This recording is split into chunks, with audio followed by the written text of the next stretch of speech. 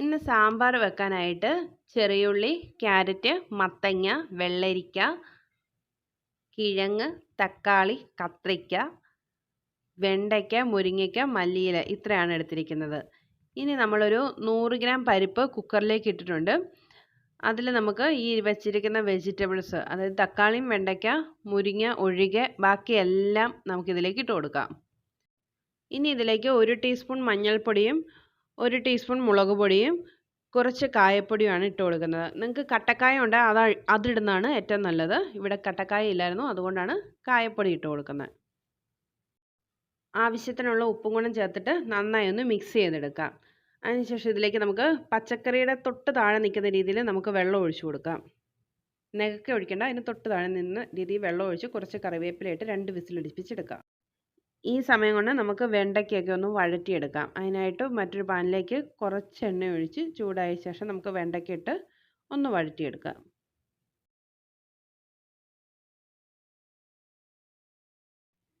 ഈ ഒരു പാകമായപ്പോൾ വെണ്ടയ്ക്ക എടുത്തു. ഇനി നമുക്ക് മുരിങ്ങയ്ക്ക ഇട്ട് കൊടുക്കാം. മുരിങ്ങയ്ക്കയുടെ കൂടെ തന്നെ 2 തക്കാളിയാണ് എടുത്തിരിക്കുന്നത്. 2 തക്കാളിയും കൂടി ഇട്ട് ഒന്ന് വഴറ്റിയെടുക്കാം. സാമ്പാറിൽ ഉടഞ്ഞു പോകാതിരിക്കാൻ വേണ്ടിയാണ് നമ്മൾ വഴറ്റിയെടുക്കുന്നത്. നമുക്ക് കുക്കർ ഓപ്പൺ ചെയ്ത് നോക്കാം. നമ്മുടെ പച്ചക്കറിയൊക്കെ നന്നായി വെന്ത് വന്നിട്ടുണ്ട്. ഇനി ഇതൊന്ന് നമുക്ക് ഉടച്ചെടുക്കാം. ഉടച്ച ശേഷം നമുക്ക് വഴറ്റി വെച്ചിരിക്കുന്ന തക്കാളിയും വെണ്ടയ്ക്കയും മുരിങ്ങയ്ക്കയും കൂടി ഇതിലേക്ക് ഇട്ട് കൊടുക്കാം.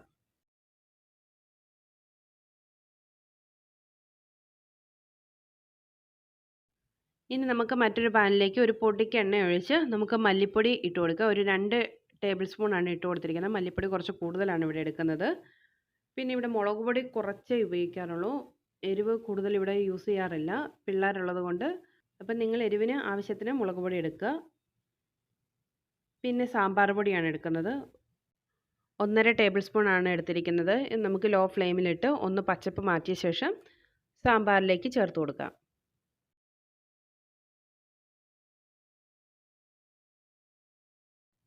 മസാലകളിട്ട് മിക്സ് ചെയ്തതിന് ശേഷം നമുക്കിതിലേക്ക് പുളിവെള്ളം ഒഴിച്ചു കൊടുക്കാം. വാളംപുളിയുടെ വെള്ളമാണ് ഒഴിച്ചു കൊടുക്കുന്നത്.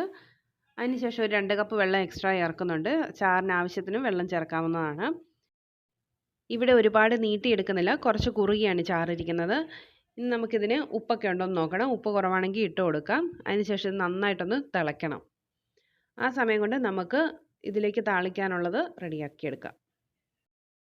ഇവിടെ നമ്മൾ എണ്ണ ഒഴിച്ച് കടുക് പൊട്ടിയ ശേഷം വെളുത്തുള്ളിയാണ് ഇട്ട് കൊടുക്കുന്നത്. ഒരു 4 അല്ലി വെളുത്തുള്ളി വട്ടത്തിൽ അരിഞ്ഞെടുത്തതാണ് ഇട്ട് കൊടുക്കുന്നത്. അതൊന്ന് മൂത്ത് തുടങ്ങുമ്പോഴേക്കും നമുക്കിതിലേക്ക് ചെറിയ ഉള്ളി ഇട്ട് കൊടുക്കാം.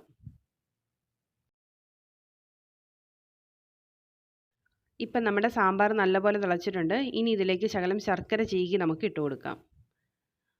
ഇതിൻ്റെ കൂടെ നമുക്ക് ഉലുവാപ്പൊടിയും കായപ്പൊടിയും ചേർക്കാം.